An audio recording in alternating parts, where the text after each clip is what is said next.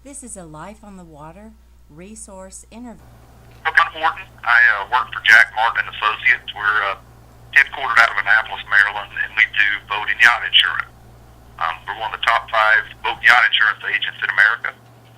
We work with the top 19 insurance companies. So when you call me up and you say, hey, I want a quote on my boat, I'm going to quote you across the board with 19 companies, and we're able to find you the best fit for our customers, whether it's a little higher premium with a lot more coverage or a little lower premium with less coverage. We can really customize all of our policies. And again, all we do is just boat and yacht insurance. Our family owns all Red Marine. I used to work in the service yard there for 5 years. So it was kind of a unique experience to be on the other side, where we're trying to figure out why the insurance company's not paying the claim. Yeah. And how we can get money so we can get our customers' boat fixed. Now I'm on the other side, and I'm kind of understanding, well, hey, we shouldn't pay that claim because, maybe that boat was already sinking before the claim happened. Right. It kind of gives a cool perspective. We've gone through this weather situation. How's that affecting the premiums that you see? Well, definitely, first of all, inland rates are exponentially better than what you can expect on the coast, especially Florida and any type of hurricane-prone zone. So pretty much from Cape Hatteras, North Carolina, all the way around to Texas, down the Atlantic coast and the whole Gulf Coast. Those rates, that's the highest in America. Once you get outside of that area, especially inland, once you get about 100 miles inland, the rates really drop. If you had a claim the year before, you're probably going to see a little rise in your premium. That's standard across the board with every insurance company I write with. It's not like auto where you have the accident forgiveness or any of that sort of thing.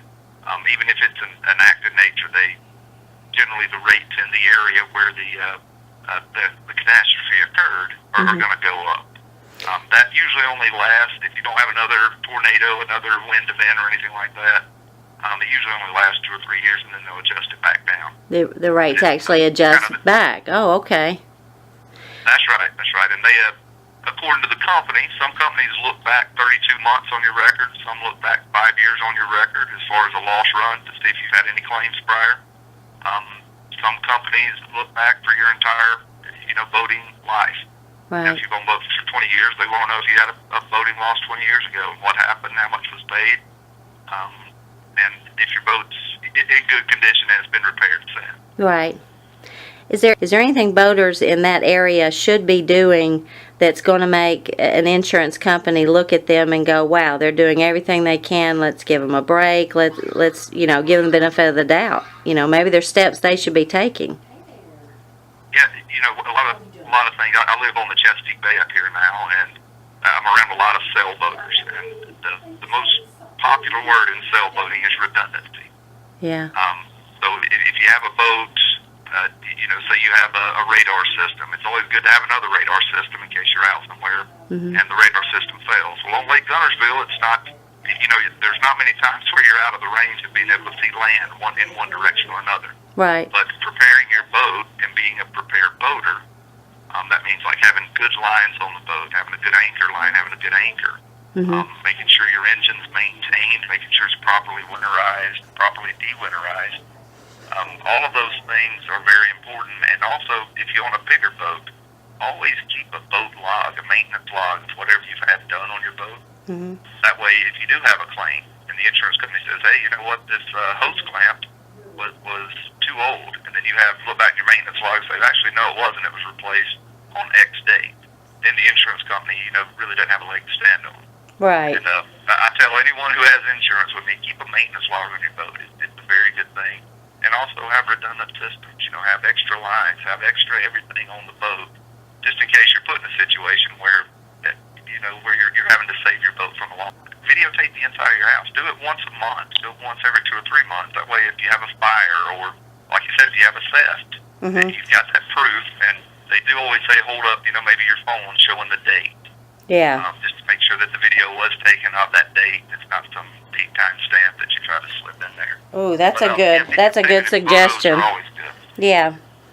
It's a good question. There's not, the way it works, because you're inland, you've got a lot broader navigation ranges. Usually, in most cases, it's inland, Alabama, Mississippi, Tennessee. That's how the navigation reads. Some of them are either inland south, excluding the Great Lakes. So you can go inland anywhere in the United States, excluding the Great Lakes, for the exact same premium. Okay. As far as premium breaks go, education breaks, all these companies do give an education break. That was something I was going to ask you. One of our readers out of Kentucky was wondering, he was thinking about getting his captain's license, just a six-pack.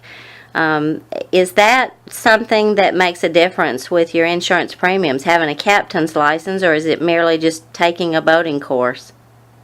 The way it works, these companies all have their own type of threshold. I know for ACE, recreational marine, it's a 20% discount based off of your education credit. What that means is if you've owned a boat for 10 years, maybe that's 5% there. If you're loss free for forever, then maybe that's 5%. That gets you to 10%. If you've operated boats, maybe you have 5,000 blue water miles, that's another 5%. And, the way it works, once you get up to that 20%, if you went out and got your captain's license, it's not going to save you a dime. But what you need to find out from your agent is give them a call and say, hey, where am I sitting with the credit? Will I get more credit if I go out and get a captain's license? And your agent should be able to find that out for you. Okay. You can kind of weigh, is it worth me going out and spending all these hours and paying to get a captain's license to save money, to save, 5% on my insurance policy. Once you get into having a captain's license, you have a whole new set of liability.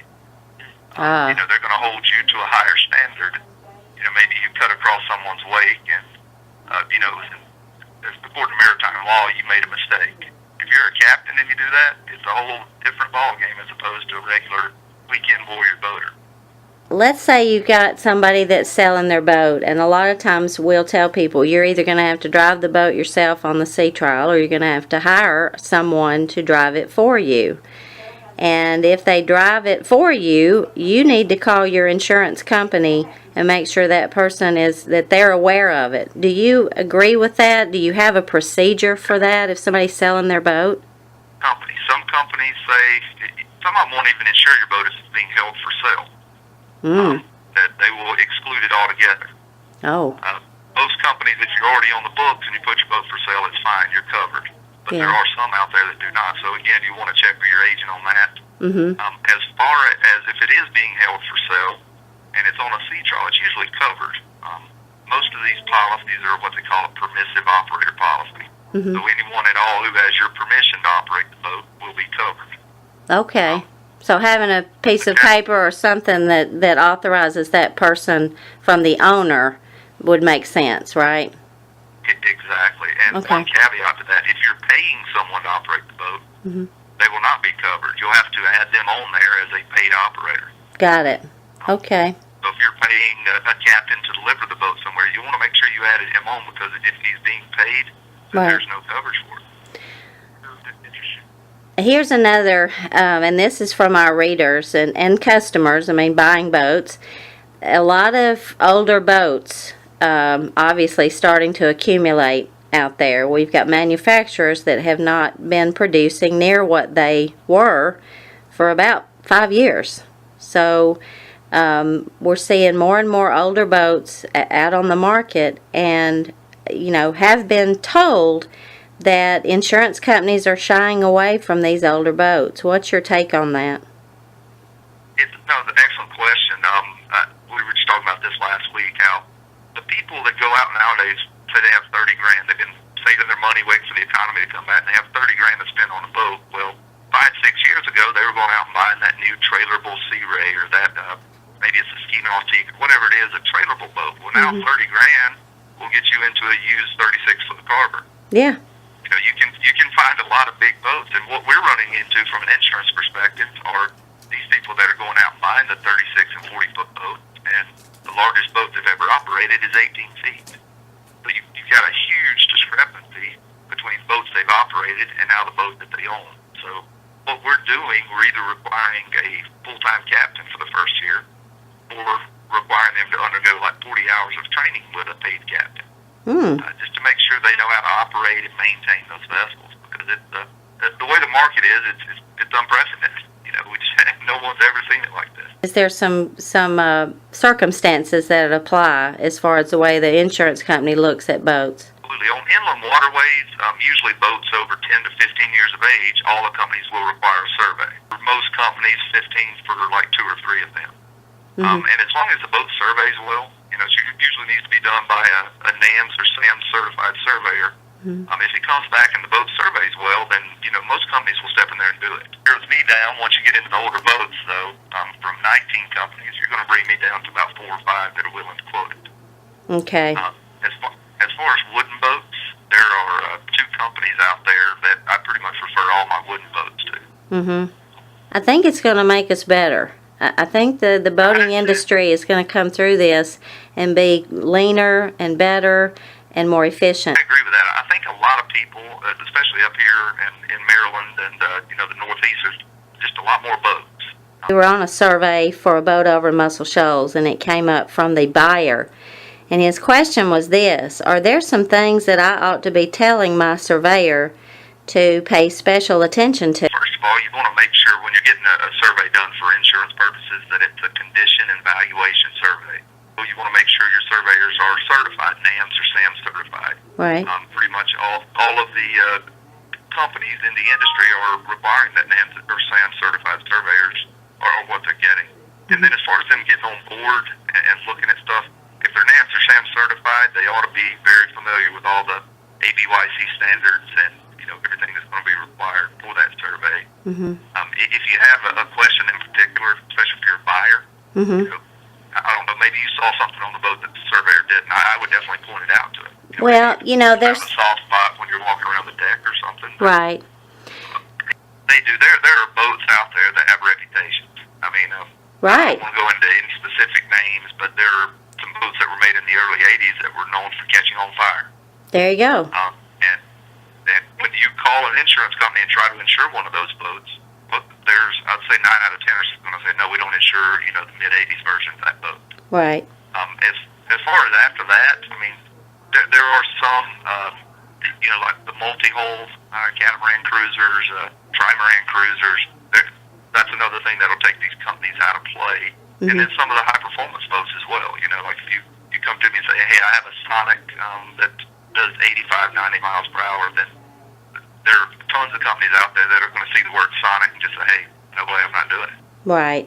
And Formula as well, which is Formula is a whole different ballgame because they came out with that 34-foot PC, the Performance Cruiser, and I think they have a 40-foot PC as well. Right. Those are just basically big cruisers with, nice engines that run 30 knots.